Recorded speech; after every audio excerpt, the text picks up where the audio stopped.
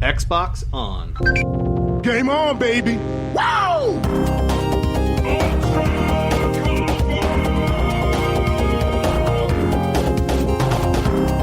Don't make a girl a promise you can't keep.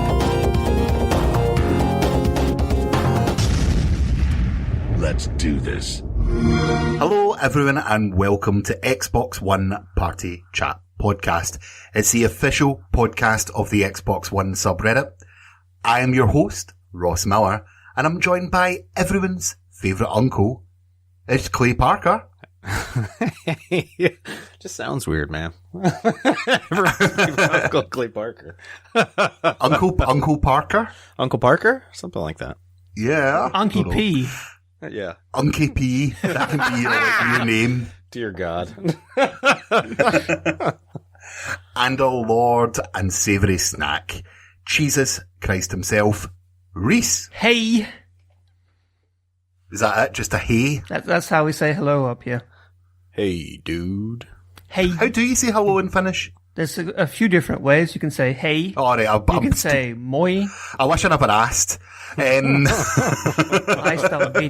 Is anything simple in Finland? No. Right, so we traditionally start this with what we have been playing. So, Rhys, I'll start with you. With me. This week I've only really been playing one game, and that is still Zelda, because I was house sitting for one of my fellow mods. Wait, I'm not done. I've been house sitting for one of my fellow mods, so of course I took the Switch with me. But I've been actually spending the entire week, except for those couple of days I was house sitting, watching my girlfriend play Mass Effect Andromeda. The Xbox has been completely absconded with. I have no access. In fact, she begrudgingly stopped to allow me to record this podcast not like 10 minutes ago. So yeah, basically I have been experiencing Mass Effect Andromeda through her eyes for the last week. Excellent. And are you enjoying watching someone else playing a game? Yeah, I mean, I said this to Clay last week that, watching someone play Mass Effect is actually not so bad, because when you play it, it's like almost completely different unless you deliberately make all the same choices that they did. And it's a nice game. Well, I have to say, after having spent some time watching it, I really don't like Ryder, the main character. See, I said this to our buddy Jez on Twitter just the other day. I'm going to repeat it here. Basically, in Mass Effect, if you played as a renegade, you were this grizzled.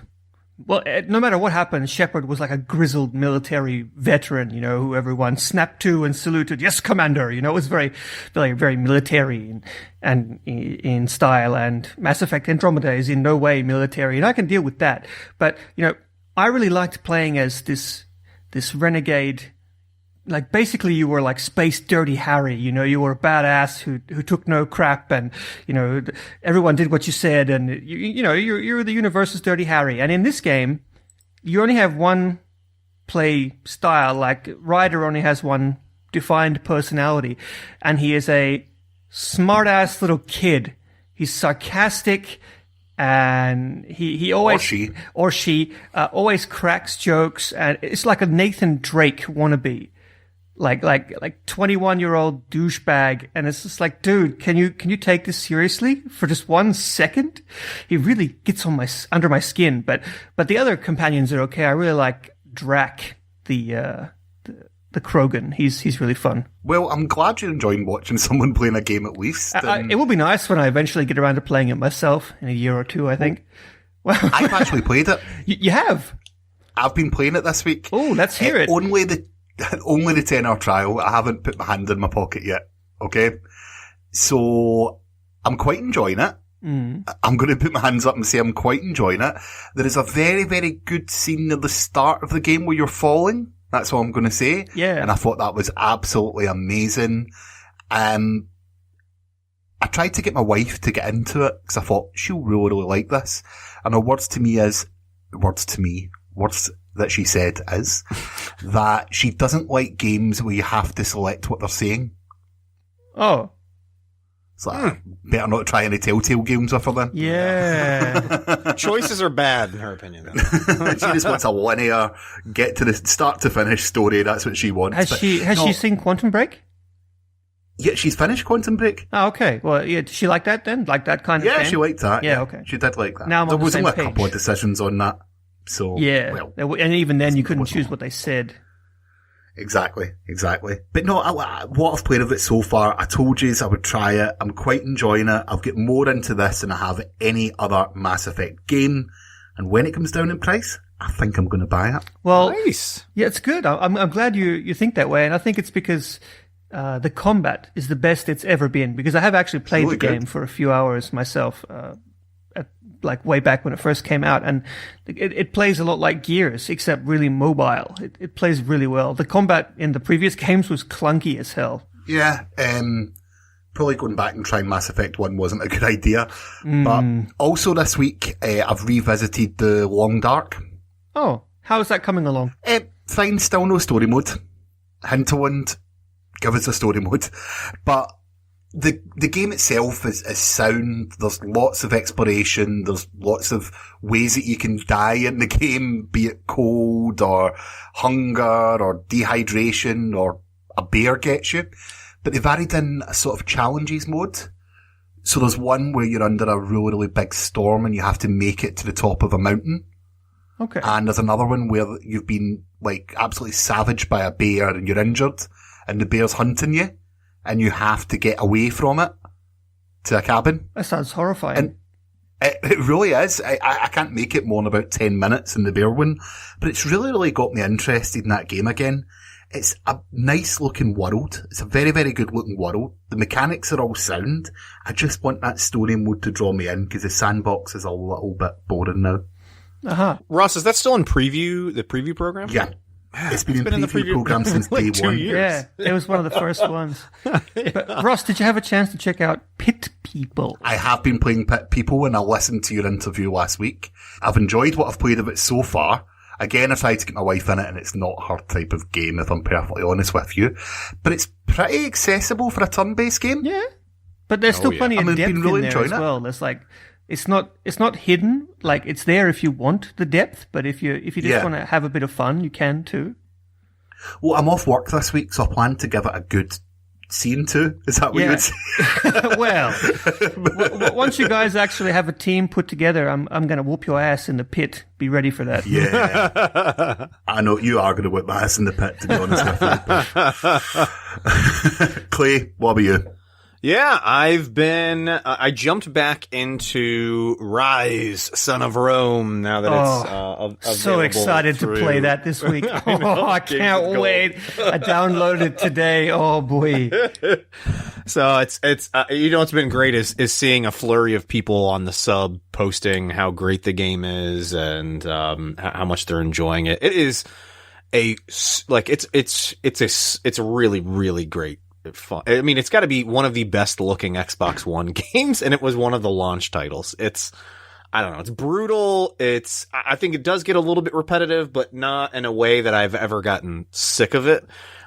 It's a blast to play through, man. I absolutely love playing through that game. So Well, it's been fun. Crytek know what they're doing when it comes to graphics. Yeah. Crysis And you- still looks good. And you mentioned Quantum Break, man. That made me think I still have not finished that game. So I think I'm almost done with Rise. I should be done at some point this week. I think I'm going to fire back up Quantum Break and finally finish that. It's only been a year since that game was released. I might as well finally finish the damn. No. If you keep true to yourself, you have to wait until it just before it becomes games with gold again. Actually, yeah, you're right. I should wait just a little bit longer.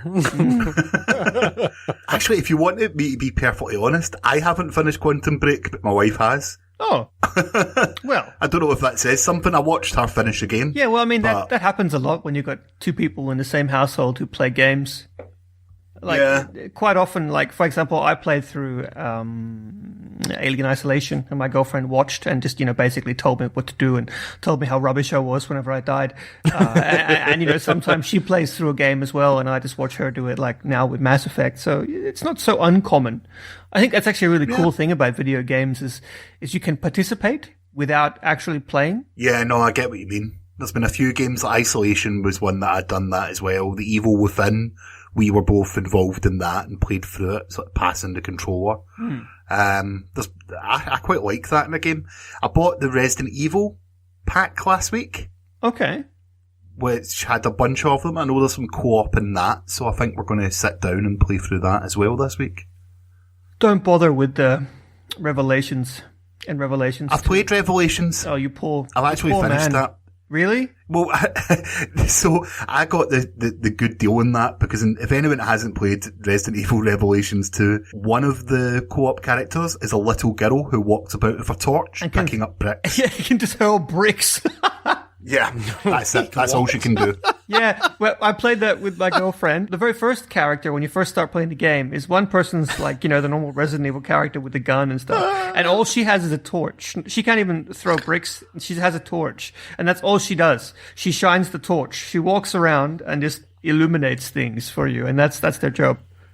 But as the game goes on, you feel really bad about. Yeah. Like, I can't see you going to come and shine the torch over here. It's funny, because once you unlock the little girl for the second player, when they get the ability to pick up and throw bricks, it almost becomes like an insult more than like, oh, I can throw a brick now. Like, gee, thanks.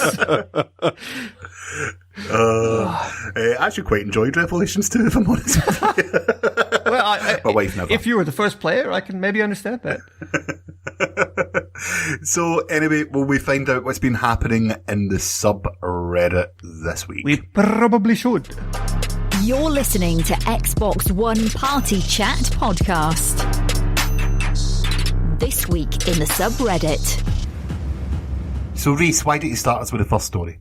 Sure. The first story was posted by user FastForward22, and he posted the link to the Windows Central article from our boy Jez that Microsoft will be using Forza 7, Battlefront 2, and Red Dead Redemption 2 to showcase 4K res on Project Scorpio.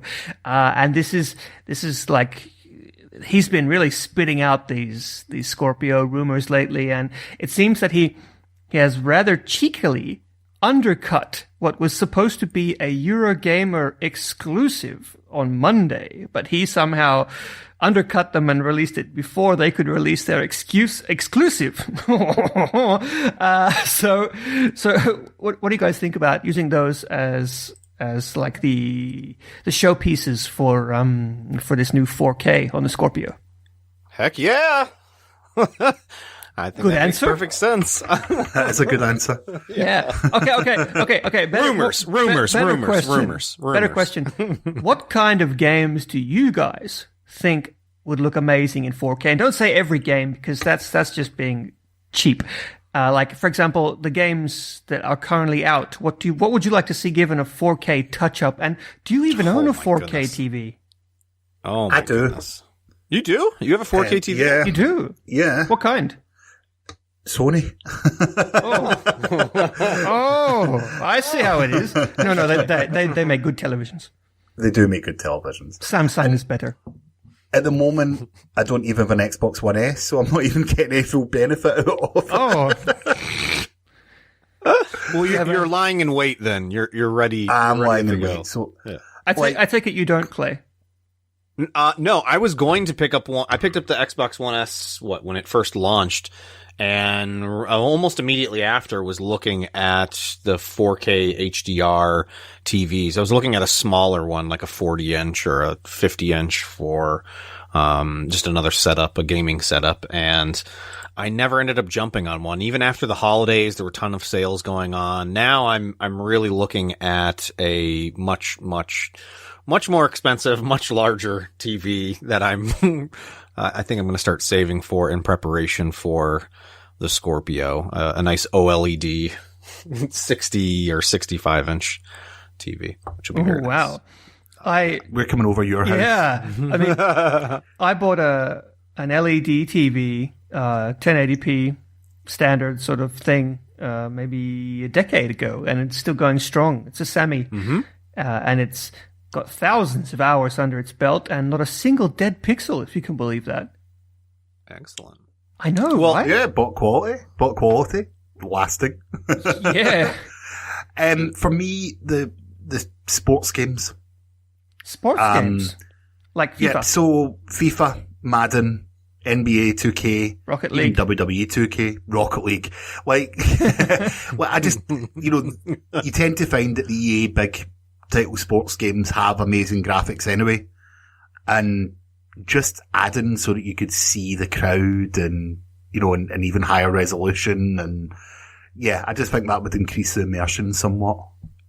That's interesting thought. I actually thought, Rhys, that the selection that they are rumored to be presenting with for E3, Red Dead Redemption 2, Battlefront, and Forza were three, really strong titles that are visually very strong already on the current consoles. So, I mean, even Red Dead on the 360 looked absolutely amazing. GTA today, I still think looks pretty dang nice, and I can only imagine what they're going to be doing for Red Dead 2. And then Battlefront, I mean, God, that on the console, on the Xbox, that game looked amazing. I wasn't really a huge fan of the game, but visually it was stunning. And obviously Forza, any sort of driving game, always demos very well, visually, or typically I should say always does very well. So yeah, these are some Even some things like saltos. Ace Combat Yeah. would be amazing. You know what game I, yeah. you know what game I want to see? Elite Dangerous in 4K. Oh, Because I never Elite's even thought easily about one that. of the best looking games on the system. One of the best looking games ever. And in 4K, it would just be like, oh, mwah. I can just see it now. That would look pretty dang nice. I'm actually, what else is coming? Have they said anything about what games we're going to be potentially getting at E3 this year? Probably another look at Crackdown. Sea of Thieves, Sea of Thieves. Battlefront 2, Forza 7, maybe the next Halo, maybe not. Hard to say, really. Maybe the next Microsoft's chapter been in really, Halo. They've been really cagey about what they're showing this year. Actually, You're probably spot on with that Halo. It's been there wasn't really Halo Wars was last E3. And it's been a year or so, Yeah, and we're I'm sure as due. soon as they've got to wrap up this next chapter in the Halo series, which again is another title I never got to finish, and I still have not played any of the Halo multiplayer on Go this home. console generation. I know. home. How's this possible? You are home. Stay there. Stay in my basement. Hey, Yeah. Mom!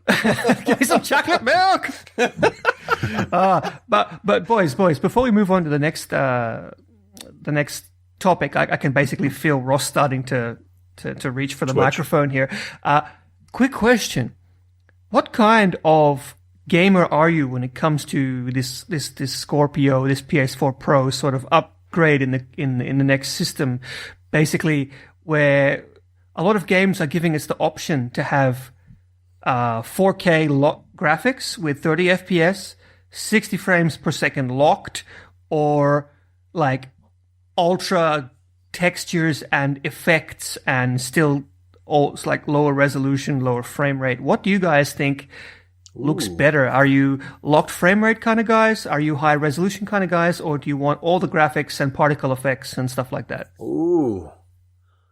I'll jump right in. I think it's going to depend on the game that I'm playing. Like if I'm playing Red Dead, I will more than likely sacrifice on graphics, like the 4K goodness, even though I think that would look amazing in a lot of locations that they would do in that universe, and forego for all the effects, the particle effects and all that other craziness, that the smoke and whatever it may be that you're going to get from that game. If that can be amped up to another notch, that will help, I think, suck me in even further into that world.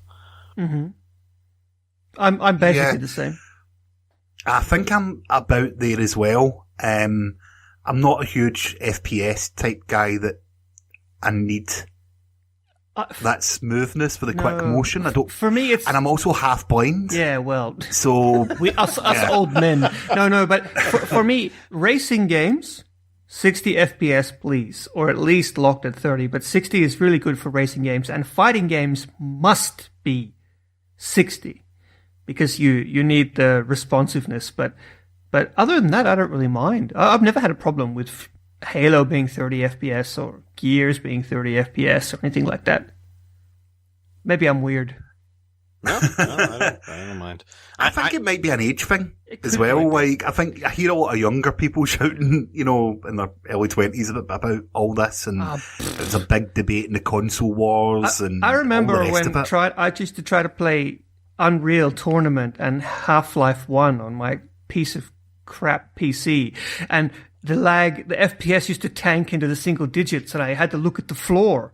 To, walk around looking at the ground just so I could get whenever went into the open areas, you had to walk around looking at the floor just so you could get through, and that was just a part of gaming. So maybe you're right, Ross. Maybe you're right. We're just sort of used to it. We don't think about it the FPS is tanking. I'll just look at my feet for a second. But a young person's like, ugh, I hate it. I don't know, maybe. I can remember playing one of the original Rainbow Six games, and which were very tactical. But if you if more than one person threw a smoke grenade, it would tank my computer. No one do smoke grenades. No one do smoke grenades. My computer can't handle it.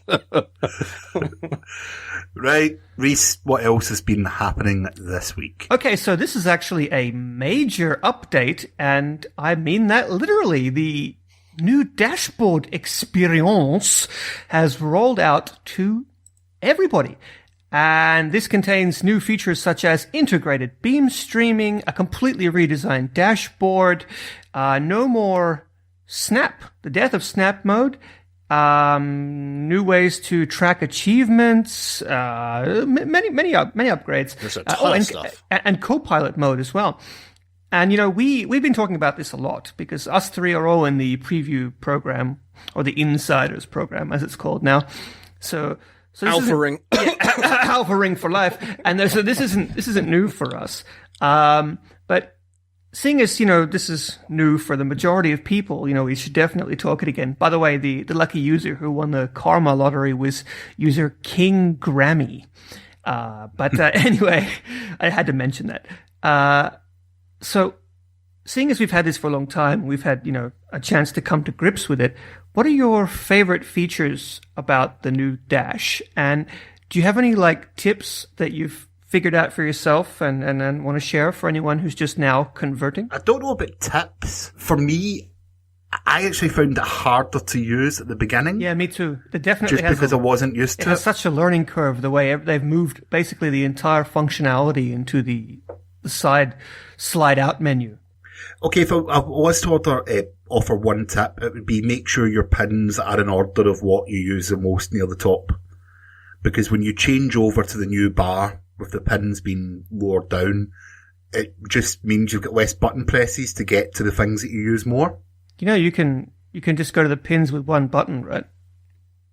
No, I didn't know that. Yeah, press right right trigger. Go straight to your pins. Didn't know that. Hey, there's a tip. All right. A tip of the day. Yeah, right trigger. Tip of the straight day? Tip of straight to your pins.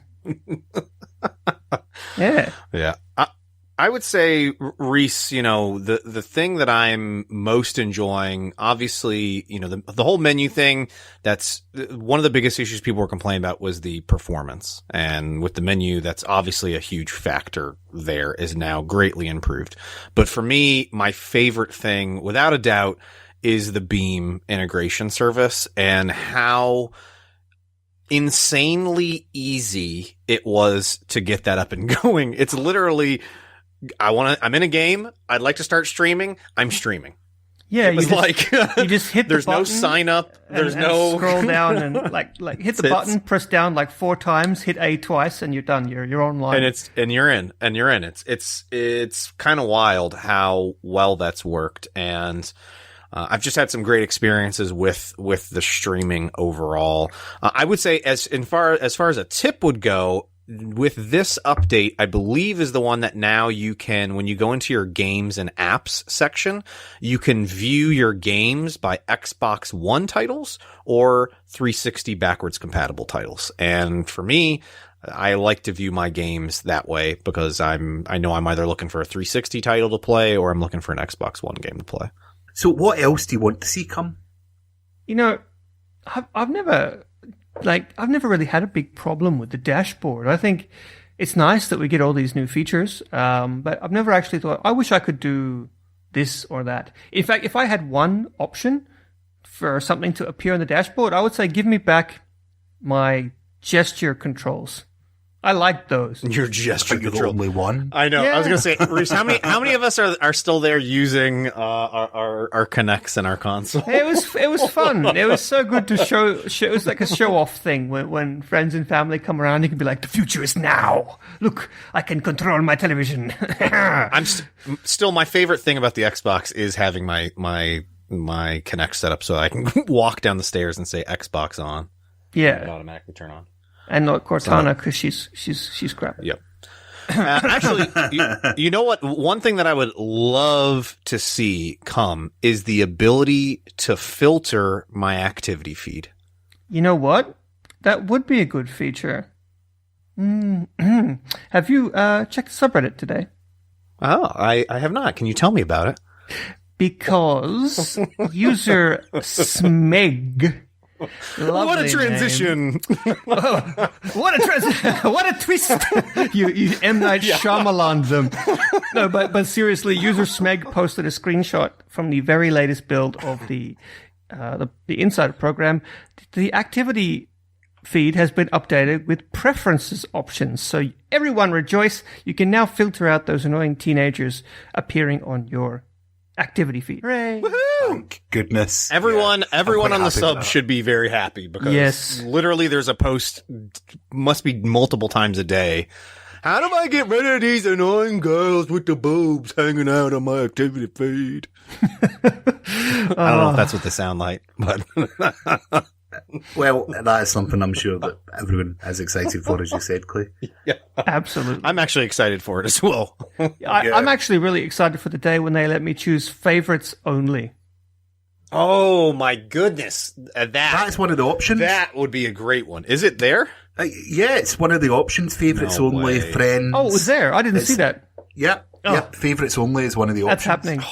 That's awesome. No, but I quite like reading yours, and that means you wouldn't appear in my list. Oh. Oh man, that was savage. I don't know if we're friends anymore. I'll notice my friends count coming down by 2 by the end of this episode. It's progressively every episode, right? Yeah. Now, I do believe that on the subreddit this week, the Xbox DVR owner was involved in a story. He was. Unfortunately, somebody caught his webpage, the ads on his webpage serving up malware. You know, this is completely beyond his control because he's just using Google Ads, and you know it does happen from time to time, unfortunately. And he actually reached out to us mods and said, "Look, this has happened. Can I make a response? I want to apologize. I want to make this right." And we said, "Yeah, go for it." And so he basically posted a response saying that yes, this had happened. I've removed all of the ads, and for all of the Reddit users who were affected, he actually offered free their like sort of premium paid subscription to anyone who had been affected by this, which I thought was really nice. You know what was really good about this? I was following it throughout the week, and a lot of Reddit users are like, thanks for the offer of your premium version without ads of your website, but I'm not going to take it. Because we understand that running a website, you've got to make some money, and you've got to get some money back from the hosting costs and everything else that you have. So they actually declined a lot of them. Yeah. So that they understand that this person needs to have adverts up in order to have money. And it seemed like a genuine mistake that he had no control over. And the fact that he came up, said, this is wrong, this is what I've done to fix it. it made me want to go to that website more. Yeah. If I'm perfectly honest with you, it's very, very well handled by them. I think one of the posters just made simply like a post that said something along the lines of like, now this is how a company should deal with its mistakes, like how a company should take responsibility and fix things. Just come out and say, yes, it happened. Sorry, we'll do better. Let's make it up to you. Agreed. Exactly. Yeah. Yep. Now, something that I was quite interested in was the Halo World Championships, and it actually had record-breaking numbers. Can you believe it had 13 million unique viewers? That's insane. a lot of... You know how many people live in my country? 5.5 million. People? Million. 5.5 people. I wonder who the half guy is. Rhys has his own island somewhere. Yeah. But I also noticed the fact that Green Skull was covering the event, who of course has been on this podcast. Was he? Congrats to Green Skull. I didn't know that. Yeah, I can't believe I missed that because Green Skull's, he's great. yeah, it's good. Yeah, it's good. I'm so sad. So I want to ask you guys about competitive gaming. It's not going away. And of course, Xbox is integrating a future update for competitive gaming to either view it, and also tournaments mode, which is coming in the future. In fact, World of Tanks has been added recently to the preview of that.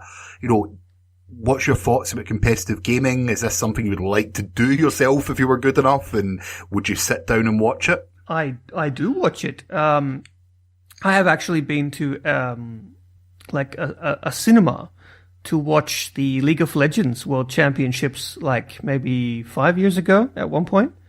That's my idea of hell. Hell no, nerd! Like that episode of The Simpsons. Nerd. I went with friends. It was That's fun. cool. No, that's really cool though that they actually have. That was an option to go and view this. And a cinema on a League of huge Legends screen. is really good to watch. Like, there's a reason why it's the most popular esport. It's not because it's accessible or easy. It's the opposite. It's really, really hard to play. But if you understand the fundamentals, it's really good to watch. Cause you can see very easily what's going on. Like a first person shooter tournament is also good to watch, but you're limited to only one perspective at a time. Whereas, a MOBA, you can view the whole battlefield at once, so you can always be aware of everything that's happening. It's incredible that this continues to pick up steam. I mean, that's huge numbers that people were sitting and watching. 13 million unique viewers. That's some pretty impressive viewership right there. So, I mean, from a business standpoint, that's got to be an amazing opportunity for game developers to try and develop games that they think can get into that space and be competitive and be popular enough to build that sort of audience. That's a really cool opportunity, I think. We know what the prize pool was? Actually, I don't. 2 cans of Red Bull. That wouldn't surprise me. The prize pool for League of Legends split amongst is millions, 4 or 5 guys. millions of dollars. I'm not sure. I'm sure it was quite healthy. Like, these people make careers out of being competitive players. I'm halfway there to Rocket League. Being a competitive Rocket With the League amount of player. hours that you've put into that, I wouldn't be surprised. Oh, Ross, I meant to ask you, did you pick up didn't they put out a new DLC for Rocket League where it's like there's a hole in the ground or something like that, or the floor breaks away? There is. Basically, the new mode is that there is no goals. Okay, in fact, I want to talk a bit about this Rocket League mode because it's totally against their usual model. The thing about Rocket League is it's very simple. There's a ball or a puck or a basketball, and you know that you have to get it in the goal. Mm-hmm. That's the simple thing about it. This mode isn't as simple. Okay, you start off with a smaller ball. It's about half the size of the regular football, and when you hit it with force, it changes to your colour. Okay? Half your floor is your colour and half the other floor is their colour. When your ball drops on their floor and it's your colour, it turns that bit of the floor and the surrounding squares your colour.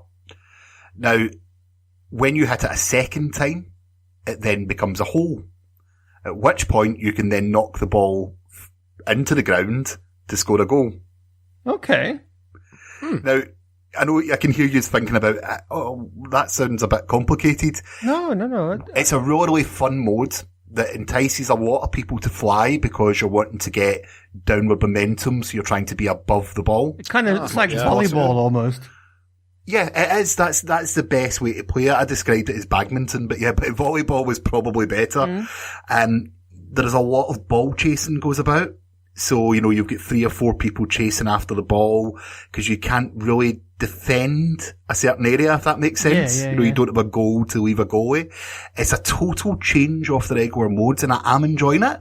I just think it's very different for Rocket League, who have had all these simple modes before, to suddenly have something which is a little bit more complicated. But did you guys ever play Splatoon? I have played Splatoon. Well, I mean, it's quite similar in that, you don't actually score for killing people, but for painting the ground with ink.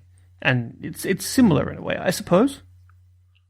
Yeah, just the part is that the goal becomes or the floor becomes the goal, if that makes sense. But you can fall in the holes, correct? Or push people in the holes? You can't. No. Oh. You can drive over the holes. It's only the ball that can go into the hole. Oh, okay. So you could potentially block the hole with your car. Yes, you can save it. So if you're a blower, you can block the hole, but the holes can be massive. Yeah. Because it gets the middle square and all surrounding squares, it's not just a small hole. Yeah, and it gets bigger over time too, I guess. Yeah, the harder you hit it, the bigger the hole is. So I'm just shouting at my wife, get it in the hole, get it in the hole, get it in the hole. Harder! Harder! Get in there. Well, inevitably the hole will just continually get larger. So. Yeah, it just gets larger until there's 2 giant holes and you're just playing keepy up in the middle with the ball, basically. No, it's fun. It's very skillful. Like, sorry, a good Rocket League player. All right. I'm really mature. I tried my best to hold that in. Right. I don't know what you're laughing about. All right, Yeah, I've actually got a story for us. I've actually got a story for us here. User the Thunderdome, or no, just Thunderdome, I should say, posted to let everybody know that EA and Battlefield 1, if you have a premium pass, you can now have your friends play online with you with those additional maps that you've acquired through the premium pass feature.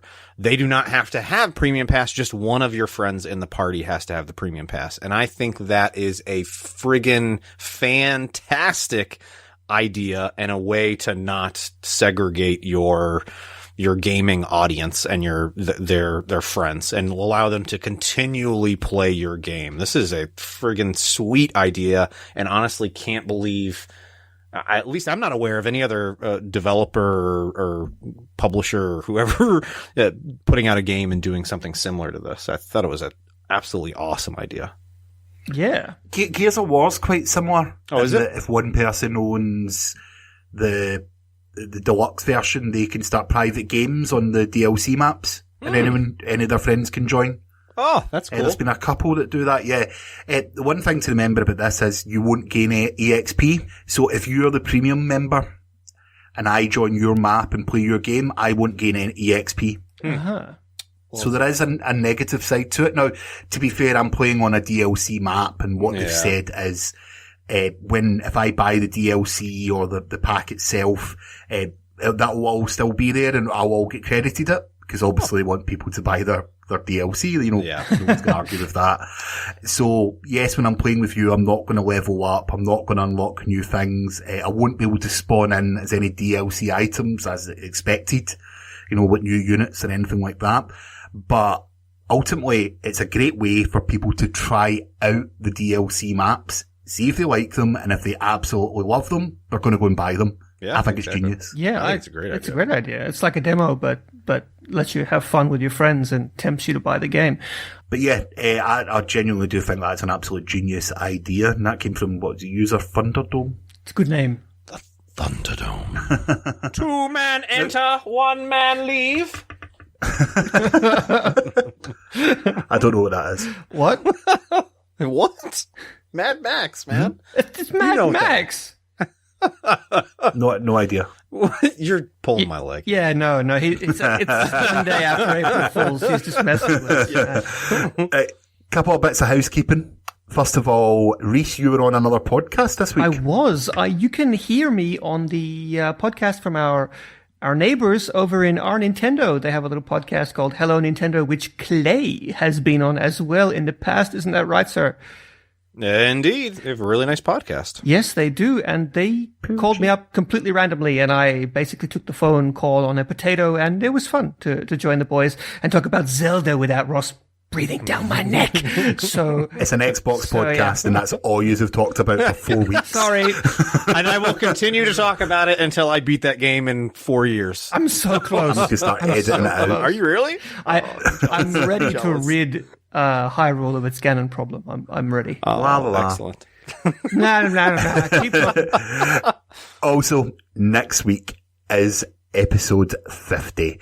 As Rhys pointed out last week, we did miss 2 weeks throughout the year, so this is actually our first anniversary episode. And I'm delighted to announce that we have got a very special guest. He appeared in episode 1.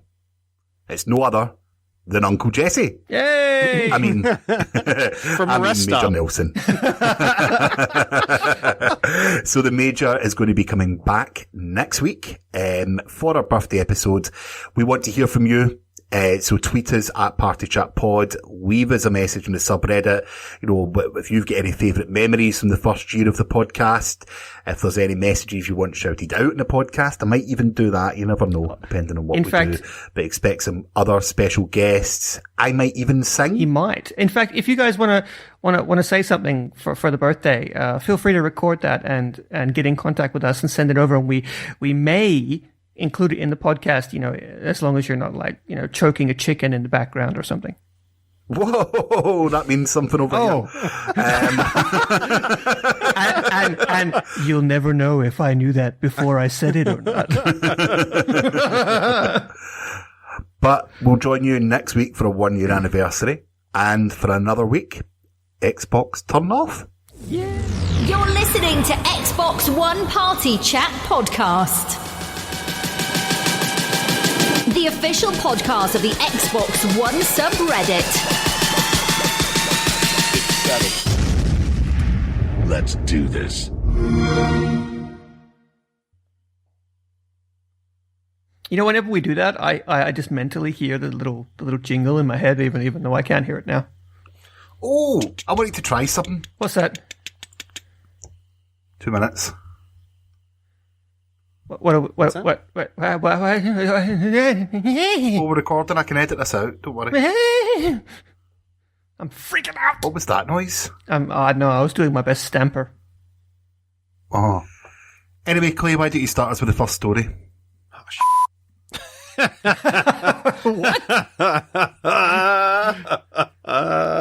Actually, Rhys, why don't you start with this one? You're more familiar with this. I haven't read it. The f*** are you doing over there, man? Oh, you haven't read it. Okay. All right. You wanna reintroduce that, Ross? There. No. So, No, this is perfect. This is perfect transition. Seamless. Let our audience know how well prepared we are for every show. it didn't help that I was doing that, did it? No. It just everyone. I started looking at something else, and then I was like, "Oh crap! I don't even have the show notes open anymore." Hold on. Hi, it's Larry here of Xbox Live's Major Nelson. You're listening to Party Chat. I love these guys. I like to come on all the time and ask them, hey, where's Black Ops 2?